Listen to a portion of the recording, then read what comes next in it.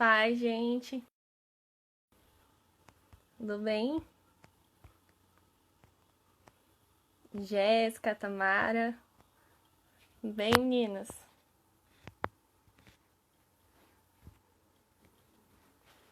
Como vocês estão? Estão muito ansiosos nessa quarentena?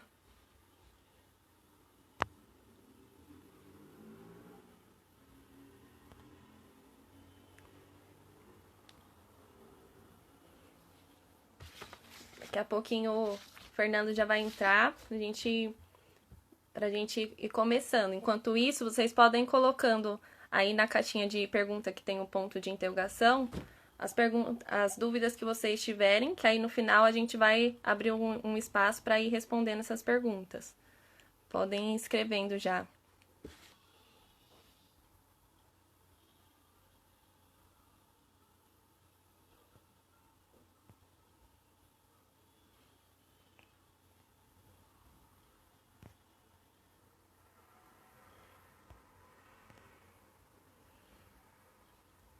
Vamos chamando o pessoal também aí no aviãozinho, mandando pro pessoal. Paz, Thalita, tudo bem, amiga?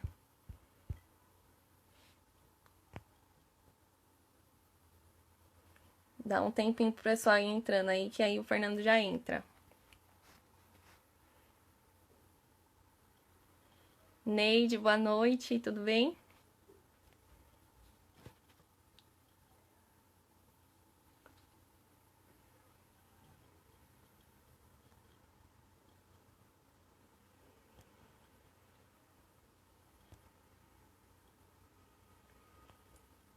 Esther, é uma figurinha que tem aí embaixo que tem um ponto de interrogação. Você clica nela e, e aí você escreve a pergunta, que a gente vai ler no final para responder as dúvidas de vocês.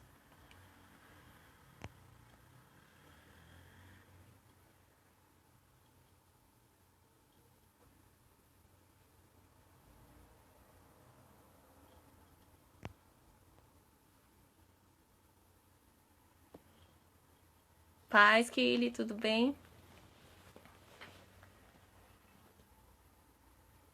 Não tá aparecendo a caixinha para vocês?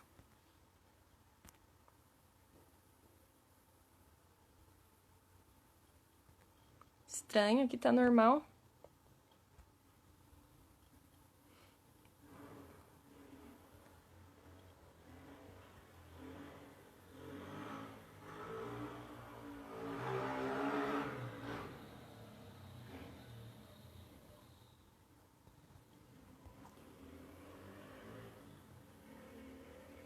Se não der certo a caixinha, e que a gente tá falando que tem que colocar no início da live, eu acho que não foi, então.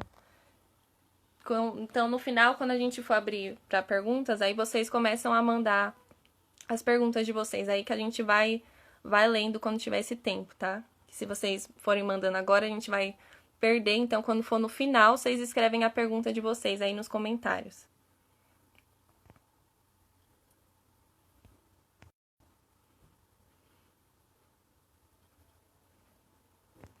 Paz, pastor Elaine, tudo bem?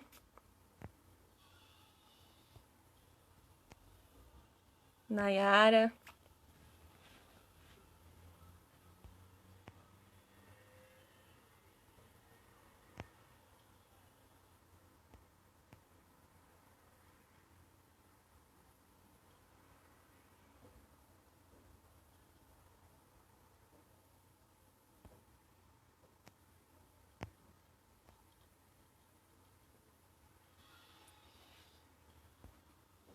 A pastora tá falando, na hora que aceitar o convite do Fernando, vai aparecer a caixinha. Aí vocês mandam na caixinha, que fica melhor pra gente ler.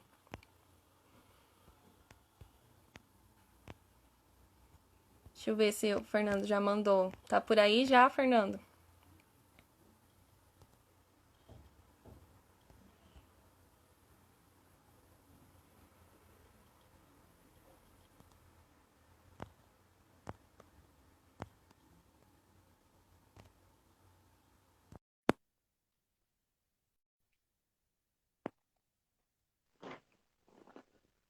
Oi, Oi, Fernando, tudo bem? Tudo jóia contigo? Tudo bem, graças a Deus. E aí, turma? Vocês estão bem? Deixa eu ajustar minha câmera aqui. Tá tudo certo aí pra vocês? O áudio, a imagem, tá dando pra ver direitinho?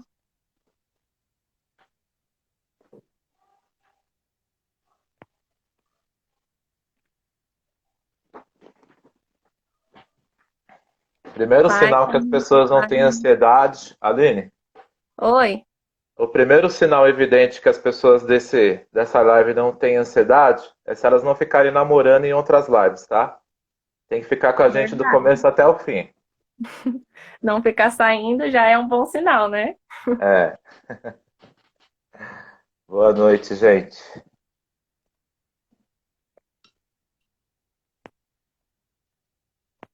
Aí, Ricardo, Neide, tudo bem, gente? Vai convidando o pessoal para estar conosco também, aproveitando Isso, que não começou ainda.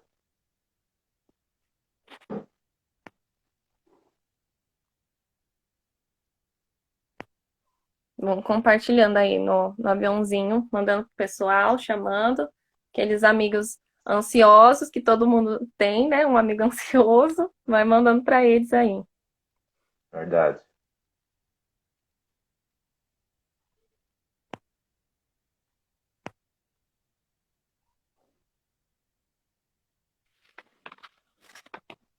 Se quiser começar aí, Aline, estamos na ativa aqui, tá? Vamos ir começando então, que o pessoal já entrou uma parte aí. A gente vai, eu falei pro pessoal que a gente vai conversar aqui um pouquinho, aí depois no final a gente vai abrir para eles fazerem as perguntas, para eles enviarem as perguntas, as dúvidas que eles têm, né? Aí a gente deixa um tempinho no final. Verdade. Então, para começar, vamos começar definindo um pouco o que é a ansiedade, né? A ansiedade, vamos começar definindo um pouquinho o que é.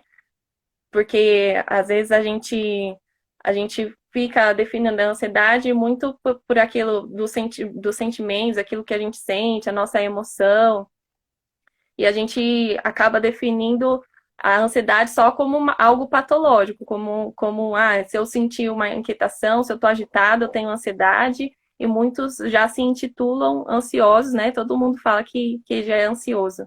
Então, nesse comecinho de live, eu queria você falasse um pouquinho dessa, o que é a ansiedade e quais são os tipos de ansiedade que a gente pode identificar, que não são todas as ansiedades que são patológicas, né? Falar um É, pouquinho disso. certo.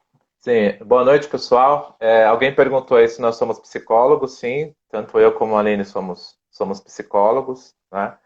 E falando a respeito de ansiedade, que é um tema que está em voga, eu não sei se vocês sabem, mas o Brasil é campeão mundial em pessoas com diagnóstico de ansiedade. Hoje nós temos, em média, 18 milhões de pessoas diagnosticadas com ansiedade. E em virtude dessa quarentena, desse isolamento social, haja vista que nós somos seres sociais, não é, Aline? Isso. Nós não somos acostumados a estarmos em isolamento. Fomos criados por Deus para mantermos as nossas relações. Então, de fato, a ansiedade pode ser algo predominante em decorrência dessa quarentena que muitos estão passando. Mas trazendo à tona o que é a ansiedade é um mecanismo de sobrevivência do ser humano. É aquela preocupação intensa, excessiva e persistente, que se manifesta com algo que realmente está por vir. Né? Costumamos dizer de forma muito prática de que a ansiedade é um excesso de futuro. É quando existe uma previsibilidade do futuro e o nosso pensamento fica muito disfuncional com relação àquilo que está por vir. E aí a Aline me pergunta alguns tipos de ansiedade, a gente poderia classificar em três. Né? Para nós cristãos, nós poderíamos classificar em três, com a primeira ansiedade, eu até conversava com a Aline ontem, aquela ansiedade boa, uma ansiedade natural, aquela ansiedade que realmente nos prepara para que possamos dar o nosso melhor, para que possamos ter uma melhor performance. Então, digamos que uma pessoa está prestes, ela é pianista e está prestes a participar de um concerto. Obviamente que aquela ansiedade vai ser algo benéfico para ela. Em decorrência dessa ansiedade, ela vai se preparar, ela vai estudar e ela vai entregar o melhor de si por conta dessa ansiedade. Então, essa ansiedade é uma ansiedade boa. Ela nos ajuda, ela trabalha para que possamos melhorar a nossa performance.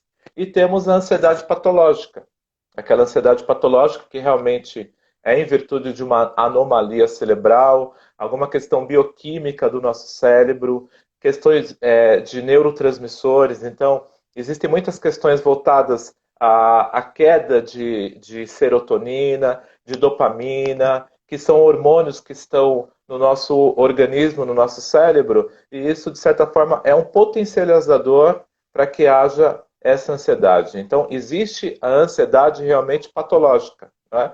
Não só patológica, mas de cunho genético também. Muitos pais que têm ansiedade diagnosticada reverbera-se com muita frequência na vida dos filhos. Então, existe, de certa forma, esse quadro genético que traz para as pessoas. E podemos trazer a ansiedade aquela que a Bíblia diz, né? Que nós devemos lançar sobre ele toda a nossa ansiedade, porque ele tem cuidado de nós. E pensar nessa ansiedade que podemos colocá-la como pecaminosa, é justamente essa ansiedade quando eu vivo freneticamente precisando de algo. Eu preciso de um carro melhor, eu preciso de uma casa melhor, eu vivo realmente precisando de algo, buscando algo, e não reconheço o senhorio de Deus sobre a minha vida. Então, quando eu vivo à mercê continuamente de querer coisas, de precisar de coisas para aquilo trazer uma satisfação para mim, isso realmente acaba sendo uma ansiedade pecaminosa. Right? Então, essa ansiedade é duvidar do caráter de Deus. Se nós formos ler lá no livro de Mateus, no capítulo 6, está escrito o quanto Deus tem cuidado do lírio, tem cuidado de tantas coisas, e ele diz ali para nós que ele conhece todas as nossas necessidades. Em Mateus 6,32 está dizendo que Deus conhece todas as nossas necessidades. Então, viver realmente com essa intenção de querer algo, de buscar freneticamente algo, isso pode ser uma ansiedade pecaminosa. Então, existe uma diferença entre essa ansiedade boa, que nos prepara para darmos o melhor de si, para termos uma melhor performance, não é, Aline? Tem essa ansiedade patológica, que realmente pode ser de cunho genético ou em decorrência de uma bioquímica cerebral, e essa que nós recorremos àquilo que a palavra diz, que as escrituras dizem, que é essa ansiedade pecaminosa, que realmente é viver freneticamente atrás de coisas. Não é? Sempre vai ter um tênis melhor do que o nosso, sempre vai ter uma casa melhor do que a nossa, sempre vai ter um carro melhor do que o nosso. Então, quando nós vivemos realmente querendo coisas, isso acaba se tornando algo pecaminoso, não é? O que você Sim, acha é disso? até bacana a gente fazer essa distinção para a gente saber como lidar com cada uma delas, né? Porque às vezes a pessoa pode ter uma ansiedade que é a patológica e ela fica achando que é algo estritamente espiritual, ou vice-versa. Então é legal a gente identificar qual tipo de ansiedade a gente está enfrentando, para a gente saber a melhor forma de lidar. Assim como a gente estava falando, conversando um pouquinho ontem, né? Que é como funciona com os médicos. E se você está com uma dor, você vai do médico. Da mesma forma, a gente precisa ter esse entendimento do que é emocional, do que Perfeito. está sendo físico, para a gente tratar da melhor forma, né? Verdade, verdade. Uma outra, uma outra pergunta aqui é da gente fazer uma diferenciação da ansiedade e do medo, que às vezes rola muita confusão entre a ansiedade, o medo, o ataque de pânico também, que as pessoas acabam misturando muitas coisas. Eu queria que você falasse um pouquinho disso também. Tá. O que é o medo, gente? Medo é uma resposta emocional à ameaça que está iminente, ela é real e ela é percebida. Então, digamos que eu estou de um lado da rua e lá do outro lado da rua tem um leão. Eu sinto medo literal daquele leão. porque eu estou vendo ele. É uma ameaça real para mim. A ansiedade, se eu puder trazer esse exemplo, é eu acreditar que existe aquele leão, mas aquele leão não está lá naquela situação. Então, é uma previsão daquilo que pode acontecer. Então, e muitas vezes essa previsão, ela tem uma percepção muito negativa. A maioria das previsões estão negativas. Então, eu antecipo esse futuro, de certa forma, e trago realmente algo negativo por trás disso, por conta dessa previsibilidade. E a previsão, ela erra com muita frequência. Se nós formos pensar na previsão meteorológica, quantas vezes os meteorologistas erram? Se nós formos pensarmos na previsão econômica, na previsão financeira, inúmeras vezes as pessoas erram. Não diferentes são os nossos pensamentos. Muitas vezes nós estamos equivocados com relação ao nosso futuro, com relação às coisas que estão por vir. Então, essa é a diferença entre a ansiedade e o medo. Na ansiedade, eu entro num estado de luta ou fuga. A partir do momento que eu tenho essa crise de ansiedade, o meu corpo se prepara, a questão biológica do meu corpo se prepara para lutar ou fugir. Daí está a diferença do medo real. O medo é algo realmente de uma iminência real ou percebida, e a ansiedade é uma previsibilidade. Não é? Sim. E, e é importante a gente saber disso, né? Que às vezes a ansiedade fica é uma coisa que até se prolonga por conta disso, que como é uma coisa irreal, a gente, enquanto a gente está pensando naquela possibilidade das coisas que poderiam acontecer, de coisas que na sua maior parte nunca vão acontecer, aquilo vai se prolongando. A gente fica preso em algo que até a gente desconstruir aquele engano, aquela mentira, né? Vai alimentando aquela ansiedade. Então é importante fazer essa distinção também, né, da ansiedade e do Sim, medo. sim, sim. Uma próxima questão que a gente tem aqui é como a ansiedade pode se manifestar, seja de forma física, através de algum tipo de compulsão, quais são as formas que a ansiedade se manifesta na nossa vida? Olá, Renata, tudo jóia? Marcos, Paulo, boa noite, gente. Podem se manifestar. Você perguntou no corpo e nas emoções? Isso. Sim, é importante, antes de a gente entrar nessa questão das funções vegetativas do nosso corpo, é, salientar que existem vários transtornos relacionados à ansiedade. Né? Existe a ansiedade e vários transtornos que estão ali junto com a ansiedade. A agorafobia é um transtorno de ansiedade, gente. Agorafobia é aquela pessoa que tem medo de estar em ambientes fechados. Então, uma pessoa que tem medo de entrar em elevadores, de estar numa sala, em algo fechado, isso é um transtorno de ansiedade. Existe o TEPT, que é o transtorno de estresse pós-traumático, que é em virtude da pessoa ter tido algum evento que foi de cunho traumático para ela. Então, digamos que a pessoa sofreu um assalto, aquilo trouxe algo de cunho traumático para ela. Então, se transforma num TEPT, que é o transtorno de estresse pós-traumático. Nós temos o TOC, que é o transtorno obsessivo compulsivo. E a grande preocupação, né, Aline, com esses momentos de pandemia e de que nós temos que nos higienizar a todo momento.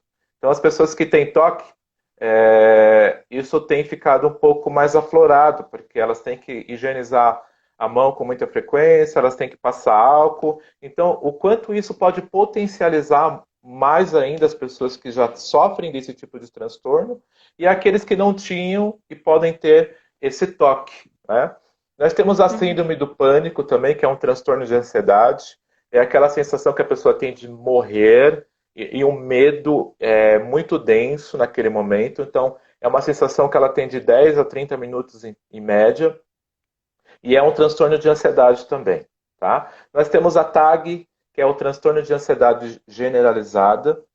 E nós temos a fobia social e a fobia específica. Tá? Então, todos esses quadros de transtornos fazem parte de ansiedade. Então, a Aline falava sobre a questão da ansiedade, como ela se manifesta. ela pode se manifestar de várias formas, né? Ela pode trazer, quando a pessoa está num processo, numa crise de ansiedade, ela tem sudorese, que é suor excessivo, ela tem palpitações, ela tem uma respiração muito excessiva naquele momento. Então, o corpo dela, de forma literal, se prepara para aquilo que eu falava para vocês. Ele se prepara para lutar ou fugir. Então, é o próprio sistema bioquímico do corpo se preparando para lidar com essas situações. Porque a mente dela acredita que existe um perigo iminente. Então, ela precisa lidar com aquela sensação. E aí pode se reverberar para várias formas, porque quando nós estamos com uma sensação de ansiedade, naturalmente nós queremos aliviar. Naturalmente nós queremos aliviar aquela tensão. E a partir daí pode entrar no movimento de compulsão, de impulsividade, o quanto isso tem sido algo agravante nesses dias, né? A questão da compulsão. Tá? Eu estou me segurando aqui para não falar muito, tá, Aline? Se você quiser me parando aí, porque eu vou aqui na ladeira sem parar, viu? É um assunto que rende, né? Tem várias questões aí. É, tem muita Vamos coisa para falar. para a próxima, para dar tempo do pessoal fazer as perguntas, né, no final. A próxima é o que pode aumentar a ansiedade nesse tempo que a gente tem vivido de isolamento. Você acabou falando aí de algumas, como a compulsão, que é uma coisa que muitos têm enfrentado, né? Compulsão por comida, de ficar muito tempo em casa e acaba comendo além do que comia antigamente. Então, o que a gente pode identificar na nossa rotina, coisas que a gente tem feito, que pode ser um fator de aumentar essa ansiedade nesse tempo. É. É interessante que em 2003, possivelmente boa parte de vocês se lembram, nós tivemos uma crise de SARS que começou lá na China e acabou chegando no Canadá. E lá foi dado para a população que eles tivessem um isolamento social. Né? As pessoas tiveram que ter um certo isolamento. Matou 800 pessoas no mundo essa crise de SARS em 2003. Uhum. E a partir daí foram feitos estudos por conta do comportamento das pessoas. E o que ficou identificado, Aline? Ficou identificado que as pessoas que ficam mais de 10 dias nesse processo de isolamento, de confinamento, distanciamento social, o cérebro dela libera o cortisol, que é aquele hormônio do estresse, e esse hormônio passa a mensagem de que nós estivéssemos num processo de guerra. A partir do momento que eu fico 10 dias em casa, existe essa mensagem de que eu estou num processo de guerra, em virtude dessa liberação excessiva, dessa liberação muito densa de cortisol. E aí o primeiro sinal que surge a partir disso, qual que é? É inquietação, é nervosismo e ansiedade. Esse é o primeiro sinal que as pessoas têm. Então, nós temos ouvido com muita frequência, eu tenho ouvido dos meus pacientes, dos meus amigos e de muitas pessoas o quanto essas questões estão muito presentes, né? A ansiedade, a irritabilidade, o nervosismo, uma agitação. Então, esse é o primeiro sinal que ficou evidente nesse estudo. O segundo sinal que foi verificado nesse estudo é que as pessoas entram no medo irracional. Elas entram em um medo racional. E que medo é esse, gente? Nós podemos verificar quando a notícia ficou aflorada da crise de pandemia, as pessoas correram nos supermercados, elas acabaram com os estoques de álcool em gel, porque existiu esse medo exacerbado. Elas acreditavam piamente que se fossem contagiadas pelo coronavírus, seria algo letal para elas. Então elas entram no estágio desse medo irracional. Então não é trabalhado só nas emoções, mas trabalha sim a lógica. E a terceira questão, que é uma questão muito preocupante, é que quando eu estou nesse isolamento social, nessa quarentena, eu posso me sentir entediado, frustrado. E obviamente que sempre com o tédio e com a frustração, a sensação de vazio vem presente. A sensação de vazio sempre está presente. E muitas vezes nós vamos buscar meios que não são tão saudáveis para preencher essa lacuna, Aline. Então, as pessoas têm comprado demasiadamente. Então, dados indicam que as empresas que trabalham com vendas online, elas estão aumentando o quadro de funcionários. Então, a Amazon, que é aquela rede americana de vendas online, ela aumentou, ela contratou mais de 100 mil pessoas no seu quadro de funcionários e aumentou o salário daqueles funcionários que estavam presentes. Nós vemos uma rede de magazines aí muito famosa no Brasil que está oferecendo frete gratuito.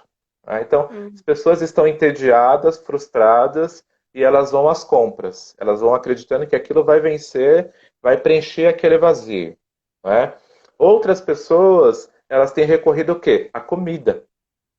Então, as pessoas, é natural a pessoa estar muito tempo em casa e, em decorrência daquele tempo, ela comer um pouco mais. A grande questão é que isso se tornar uma repetição.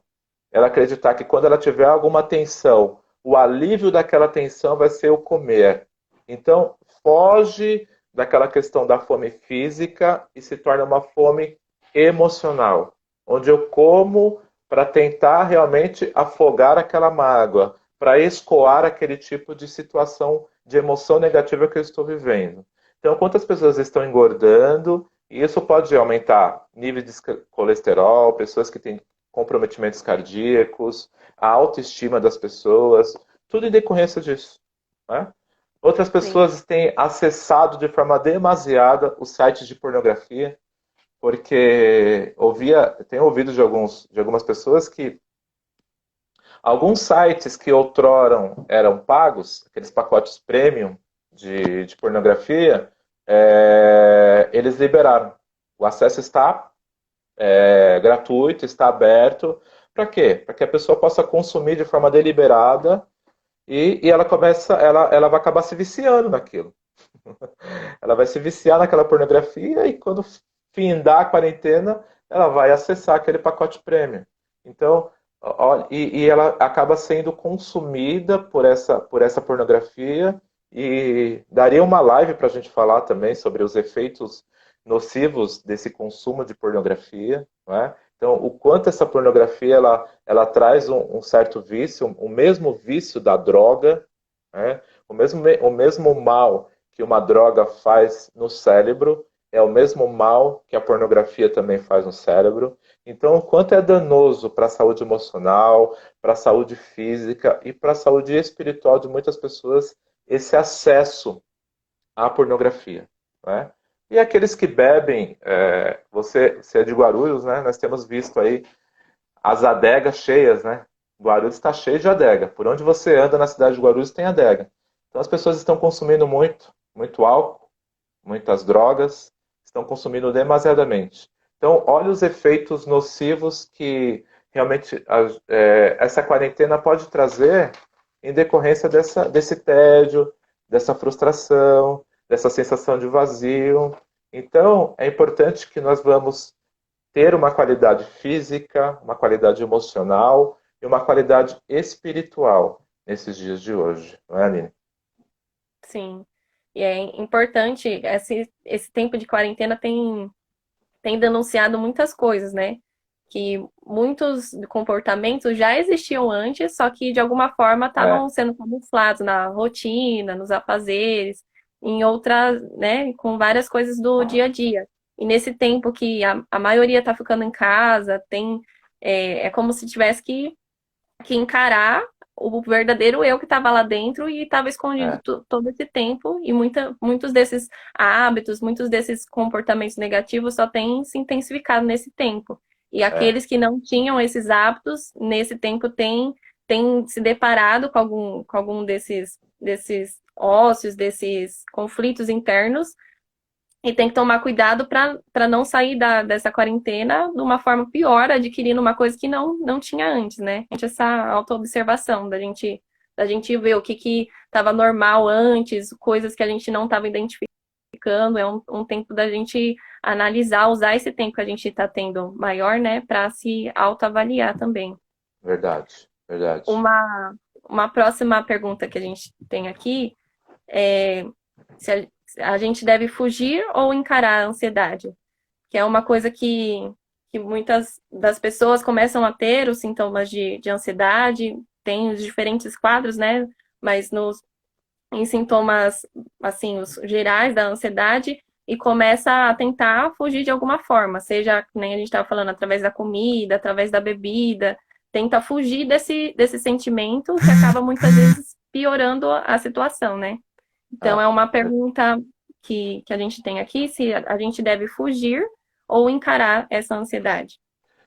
eu acredito que nenhum dos dois. Eu acredito que a gente tem que controlar essa ansiedade, né? E começar a encontrarmos os gatilhos que levam a essa ansiedade. Né? Porque a partir do momento que eu consigo ter essa relação comigo mesmo, esse processo de autoconhecimento, eu consigo lidar de forma melhor com essa questão do gerenciamento emocional. Então eu preciso de certa forma, controlar essa ansiedade.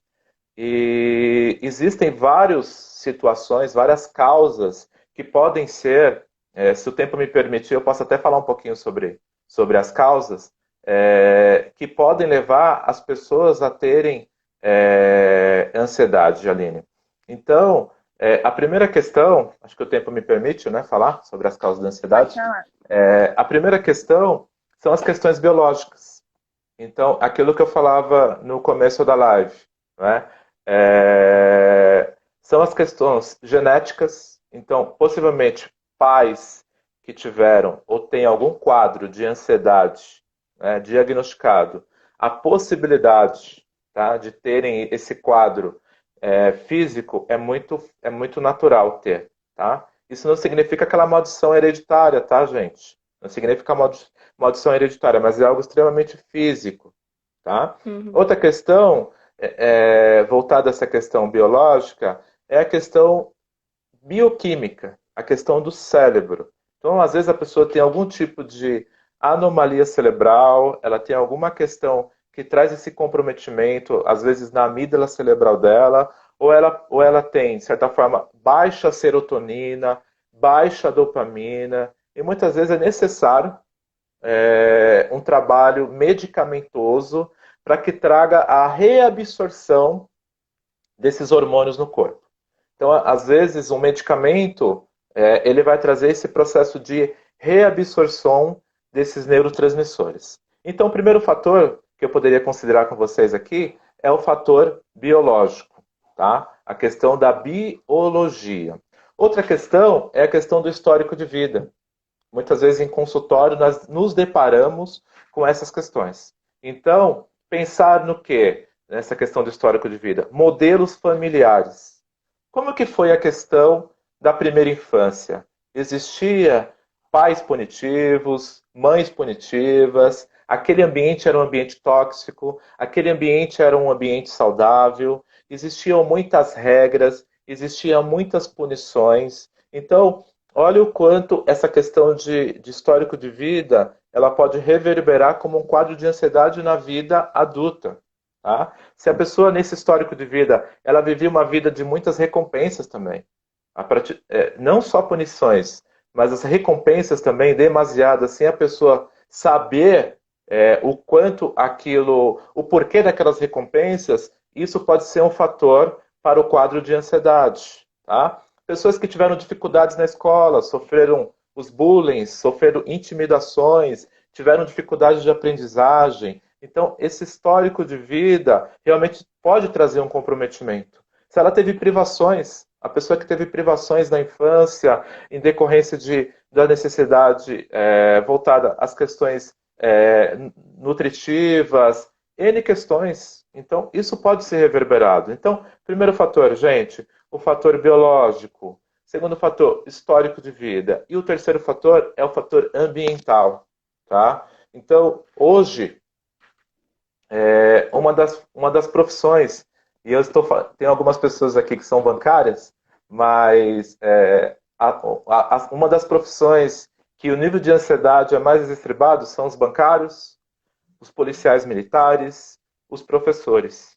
Porque o próprio ambiente onde essas pessoas trabalham, onde elas têm que lidar com N tipo de situações, trazem realmente consigo essa carga de ansiedade. Então, existem profissões que realmente está muito propício a pessoa ter um quadro de ansiedade, tá? Então, Sim. o ambiente nesse tipo de trabalho, tá? Podemos dizer dificuldades financeiras, né? Uma coisa interessante é que as pessoas se identificam com as profissões. É muito interessante isso, porque quando você está numa roda de pessoas conversando ou se conhecendo, a primeira coisa que a pessoa pergunta para você é o quê? Você trabalha com o quê? O que que você faz? Então, olha o quanto a dificuldade financeira pode trazer realmente esse excesso de ansiedade. A pessoa começa a se isolar, a pessoa começa a realmente não sonhar mais, porque minimamente ela trabalhando, ela vislumbra muitas coisas, ela vislumbra muitos sonhos. Então, quando ela tem essa questão de dificuldade financeira, de olhar para dentro do seu lar e ver que ela não consegue trazer o sustento para sua casa, olha essa ansiedade que pode estar presente aí. Não é? As redes sociais também. Hoje, as pessoas abrem e vê várias pessoas ali mostrando da melhor forma a sua estética, mostrando o melhor de si, desenhando algo que é fictício, e você começa a se comparar com aquilo, né? Com a Mariazinha Fitness, com a Lurdinha Fitness, com aquele musculoso, e a pessoa começa a olhar para ela e fala: nossa, olha a vida boa que essa pessoa tem. E começa a fazer essa comparação consigo mesmo e o quanto isso pode ser prejudicial. Tá? Nós podemos pensar na sobrecarga também, Aline. Aquela pessoa que tem uma gama de atividades, aquela mulher que trabalha, chega em casa, tem que dar conta do seu lar, tem que dar conta dos filhos. É a síndrome da Mulher Maravilha.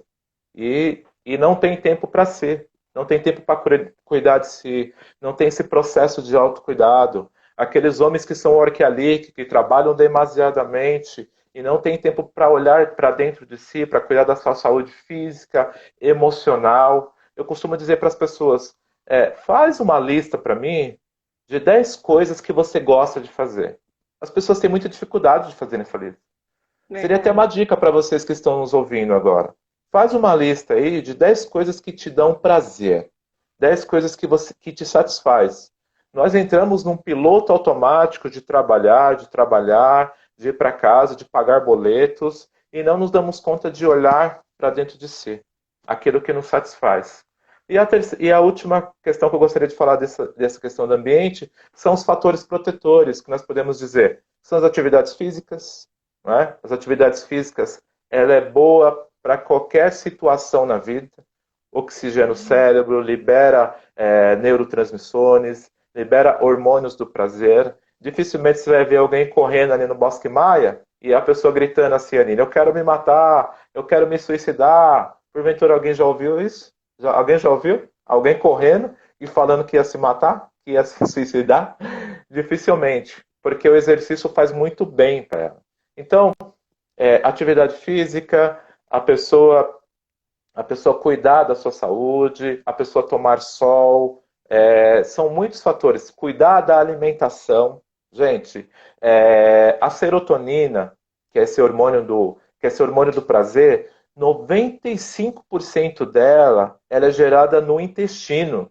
Existe o eixo intestino-cérebro. Quem manda nesse neurotransmissor não é o cérebro, é o intestino.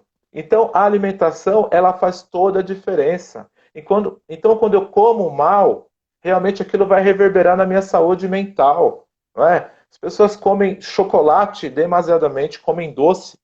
O açúcar é inflamatório.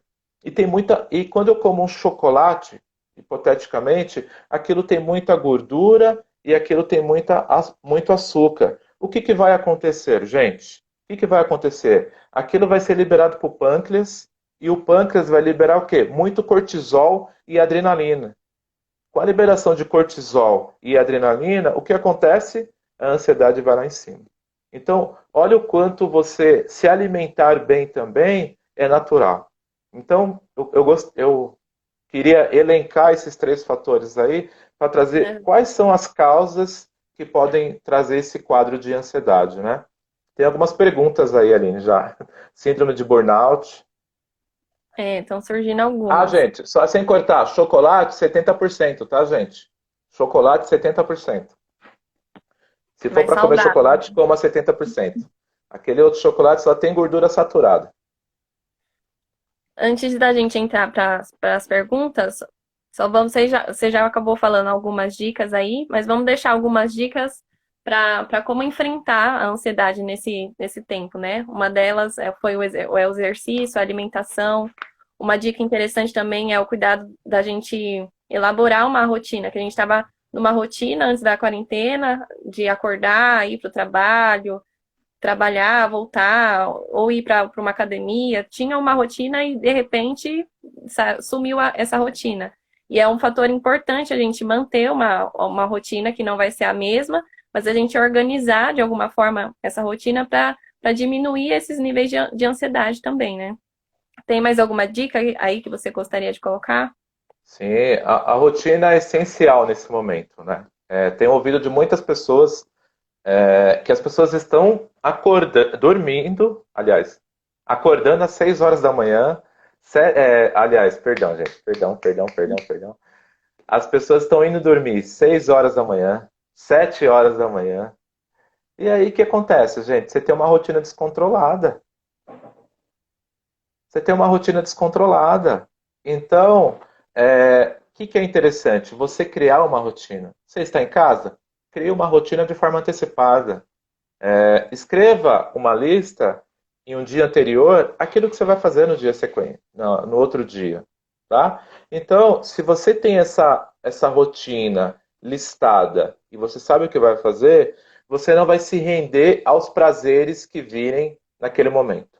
Então, naquele momento que você tiver uma lista pré-estabelecida, você sentiu o desejo de comer, você vai falar assim, não, agora não é hora de eu comer besteira, agora é hora de eu fazer essa atividade X, Y, Z.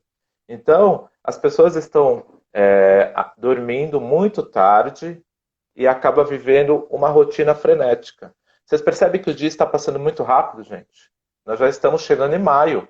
Nós já estamos chegando em maio por conta do quê? Os dias estão passando muito rápido. E quando eu não tenho uma rotina, realmente as coisas acabam ficando de forma desenfreada. Então, o ideal é realmente fazer essa lista antecipada daquilo que você vai fazer no próximo dia, fazer uma lista daquilo que você vai comer no outro dia. Prepare uma lista das questões nutritivas, daquilo que você vai comer no outro dia, para que você não possa se render e comer demasiadamente, né? A Vivi dela falava aí que ter equilíbrio é muito importante e é necessário equilíbrio nesse momento, com toda certeza. Ficar em Verdade. casa, mas ficar bem em casa.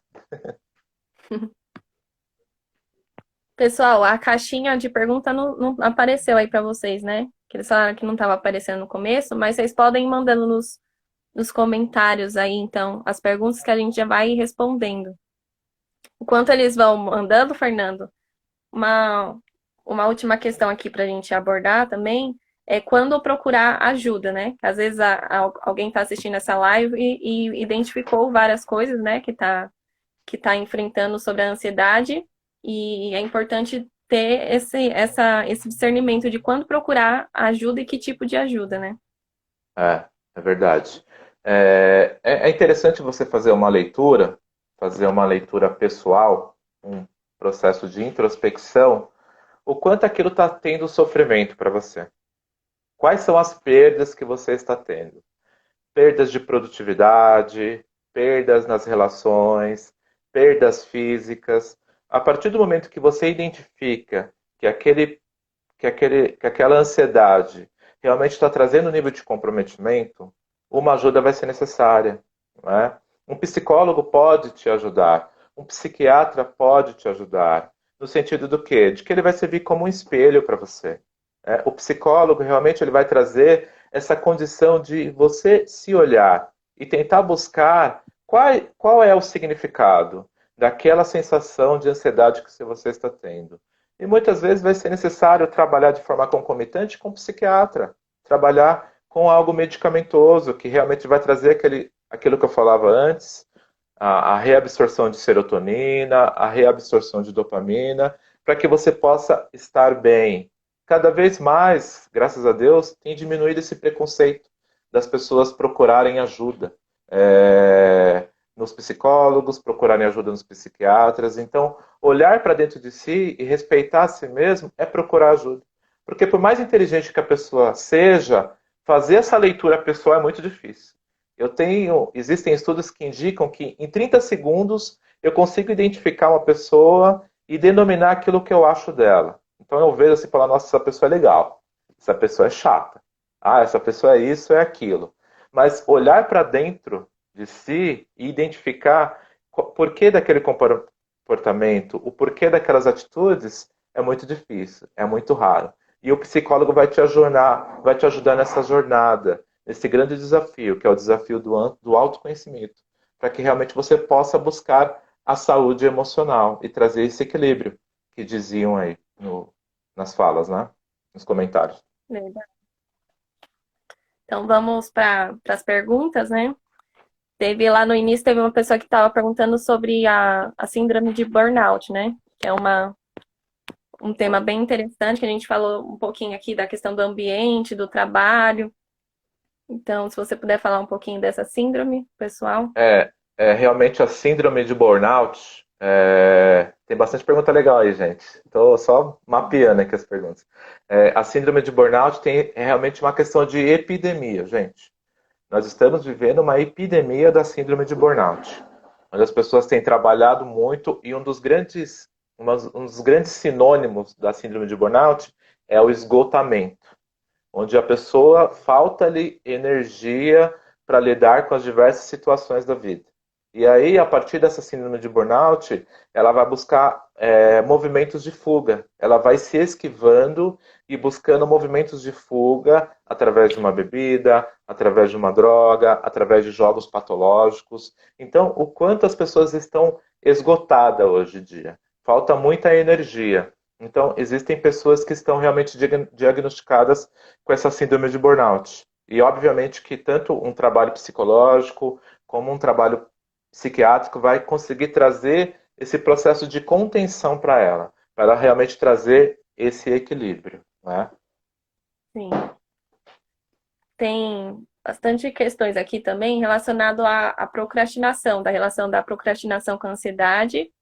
Teve uma pergunta que foi relacionada também de quando a rotina não é obrigatória, de Opa! quando não Isso é é obrigatório, como que faz para a gente, né, estabelecer isso, que as pessoas falam, não é obrigatório, então acabam fugindo dessa rotina, né, fazendo outras coisas. Então, como que a sim. gente pode lidar com isso?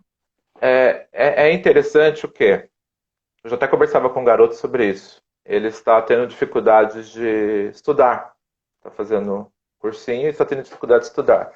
E aí, eu conversando com ele, ele falou: Sabe o que eu vou fazer, Fernando? Após as minhas dicas, eu vou colocar o uniforme da escola. Eu vou colocar o uniforme da escola e automaticamente você está informando para o seu cérebro que você está estudando. Eu venho trabalhar aqui, eu estou em casa, então boa parte do meu tempo eu estou em casa, o que, que eu faço? Eu coloco uma roupa de como eu estivesse trabalhando. Porque a mensagem que eu estou passando é de que eu estou trabalhando. Se a pessoa vai malhar, vai fazer atividade física em casa, coloca a roupa de malhar. Se você fica com aquela roupa, com aquele pijama que você acordou o dia todo, obviamente que aquilo remete-se ao quê, gente? Eu usar um pijama remete-se a dormir, remete-se ao sono. Então, realmente, cuide de si. E informe para o seu cérebro que você está trabalhando, que você precisa cumprir aquela rotina. Porque o nosso cérebro ele é adaptável, a nossa mente é adaptável. Então, crie um mecanismo para você aprender a lidar com isso. E é você que vai determinar realmente se você vai levar a sério ou não essa rotina. Verdade. Outra questão que surgiu aqui é sobre a diferença da ansiedade e da depressão. Ah, sim. Em termos mais práticos, gente, depressão, excesso de passado. Ansiedade, excesso de futuro. Então, a pessoa com depressão, ela tem uma sensação de desilusão, de desesperança, existe sono demais ou pouco sono, ela come demasiadamente ou ela não come, existem alguns sinais que ela identifica. Então, leva-se a prejuízos no trabalho, essa pessoa realmente ela não consegue muitas vezes trabalhar, Então, e existem vários tipos de depressão também, tá, gente? Então, é necessário ela ter alguns sintomas que evidenciam essa depressão. Então, pensar em eventos que tiveram lá atrás e se tornar uma trava impeditiva para ela. Isso pode ser um quadro de depressão. Quando a gente pensa em ansiedade, é aquilo que nós falamos, é esse excesso de futuro, é o ter medo de futuro. Então, em virtude de algumas situações que aconteceram e foram negativas na minha vida, eu me limito a tomar algumas decisões. Eu me limito a realizar algumas atividades, algumas tarefas com esse medo, por conta dessa ansiedade. Então, eu tenho medo do amanhã. Então, percebam, existe uma grande diferença, tá? Entre a depressão e a ansiedade. Depressão, excesso de passado. Ansiedade, excesso de futuro. Mas daria uma live também para falar sobre depressão. Hoje nós estamos em quinto lugar no mundo sobre pessoas com depressão. Primeiro lugar de ansiedade e quinto lugar com depressão. É bem sério isso. Tem uma outra questão aqui que foi respondida ao decorrer da live, como organizar o tempo, que é muito relacionada à rotina de organizar no dia anterior, fazer uma programação, né? E tem, nesse tempo de quarentena também, tem vários cursos sendo disponibilizados É, gratuitamente. Tem um que eu fiz é, até muito interessante, que é gratuito também, que é na PUC Online, que fala, o é, nome do curso é Produtividade, Gestão de Tempo e Propósito. que legal. Então é bacana a gente buscar ferramentas que venham a ajudar a gente ter essa rotina, programar, organizar o nosso tempo, porque isso ajuda bastante no controle da ansiedade, né? Da gente ir testando É, a melhor forma que funciona pra gente. eu vi alguém falando sobre a questão do sono, e o sono é um fator preponderante para esse cuidado. Né? O pouco sono gera ansiedade, e muita ansiedade gera falta de sono. Então perceba que a questão do sono e ansiedade está muito associada uma com a outra. Então é importante vocês cuidarem do sono. Existe um hormônio que chama melatonina, que é um hormônio do sono. E a melatonina, ela é gerada ali no nosso organismo entre 22 às 5 da manhã. Então, se a pessoa realmente ela não consegue ter um sono bom nesse período, isso pode comprometer o dia dela. Então, o que, que é interessante, gente? Você dormir ali entre 11 horas, 11 e meia no máximo, e acordar ali depois de 6 a 8 horas. É o que é recomendável pelos médicos. Se você dorme muito pouco, isso pode gerar uma ansiedade. E se você dorme muito também, a pessoa acaba dormindo 10 horas, 11 horas, isso pode ser algo comprometedor, porque você amanhece com muita preguiça. Você não consegue ter energia para lidar com aquilo. Então alguém falava e perguntava se o sono é uma fuga. Muitas vezes pode ser uma fuga. Porém, eu não conseguir lidar com aquele presente, com aquela realidade, eu acho por bem dormir, porque aquilo vai me trazer amparo naquele momento. Na verdade, a pessoa está maquiando uma realidade, não é? Então, é importante você levar muito a sério o sono, né? Tome cuidado com os aparelhos eletrônicos, né? Quando você está acessando, mexendo com o celular, vendo televisão, vendo computador, aquilo inibe a geração de melatonina. Quando eu estou tendo exposição à luz, não é? Aquilo inibe, porque a mensagem que é passada para o cérebro é o quê? Eu não quero dormir. Eu estou acordado olhando para a luz. Então, procure, quando você for dormir, pelo menos uma hora antes de você dormir, se desligue de redes sociais, se desligue de celular, se desligue de televisão e vá realmente dormir, tá? Nós sabemos muito bem o momento de carregar o celular. Né? A hora que descarrega o celular, eu sei o momento correto de carregar o celular. Porque a gente não descobre realmente, porque a gente não faz a leitura de qual é o momento da gente carregar o nosso cérebro. E de realmente ser um sono reparador. Um dia bom depende de um sono bom. Gravem isso, gente. Um dia bom depende de um sono bom. Então é muito importante realmente cuidar do sono nesse momento, tá? Nós precisamos disso. Tá acabando já, hein? Acabando, no finalzinho. Acho que foram, né, as questões aqui. É, eu não vou lembrar de mais Tem nenhuma. um comentário aqui também que foi lá pra cima, que a pessoa falou que procurou, que eu acho que o marido procurou o psicólogo e saiu pior do que estava. É Sim, importante a gente ver quando a gente percebe que precisa de ajuda e vai atrás desse auxílio profissional, da gente identificar qual profissional é esse, qual abordagem ele segue, porque na psicologia tem diversas abordagens, né? Ontem a gente estava até conversando um pouquinho, cada profissional vai seguir uma abordagem distinta e cada caso cada pessoa vai se adequar a uma abordagem diferente, a um profissional diferente.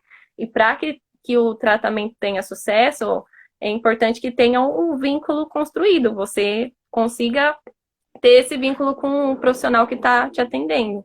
Então é importante não desistir, né? Que às vezes muitos amigos chegam em mim e falam, ai, eu procurei já um psicólogo, só que me decepcionei. A gente não desistir dessa busca por uma experiência específica, né? De sempre procurar até da gente encontrar um que se encaixa no que a gente está buscando no momento. verdade. É necessário ter uma empatia, né? Tanto o Sim, profissional acaba criando uma empatia pelo paciente e o paciente criando esse processo de empatia com o psicólogo e também a questão da técnica. Existem diversas técnicas, então existe uma técnica X, Y, Z que você vai se identificar e outras técnicas você não se identifica, né? Então, olha lá, ó, Alex está falando lá. Aline, agradece o Fernando e avise nosso culto sábado vai ser transmitido pelo YouTube.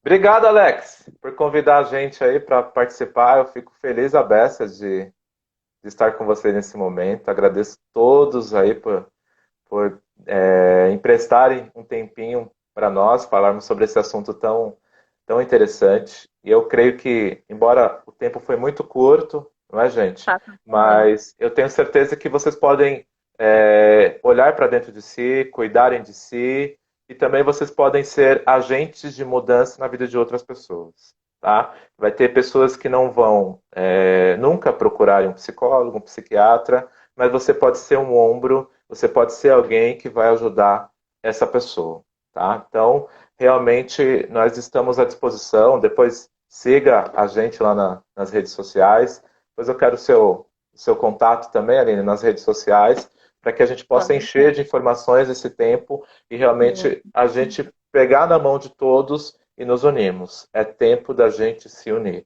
É tempo da gente andar junto, não é? Não é tempo de andar sozinho. Haja vista que nós somos seres sociais e precisamos cada vez mais estarmos juntos e conectados, não é? Verdade. Obrigado, Aline. Obrigada, viu, Fernando, pelo tempo que você disponibilizou aí. Daqui a pouco vai cair já um minutinho. Quero convidar você, pessoal, para o culto que vai ter no sábado da rede. Que agora vai ser transmitido no YouTube, que a gente conseguiu os 1.000 inscritos Legal. lá. Glória a Deus. E vai ser transmitido lá pelo YouTube. Então, vocês Legal. convidam os amigos. Agora a gente vai estar mais chique agora. Compartilham o link lá. Deus Amém. abençoe, viu, Fernando? Obrigado pelo tempo aí com a gente. Amém, gente. Boa noite. Boa noite a todos, tá? Fiquem com Deus. Tchau, tchau. Tchau.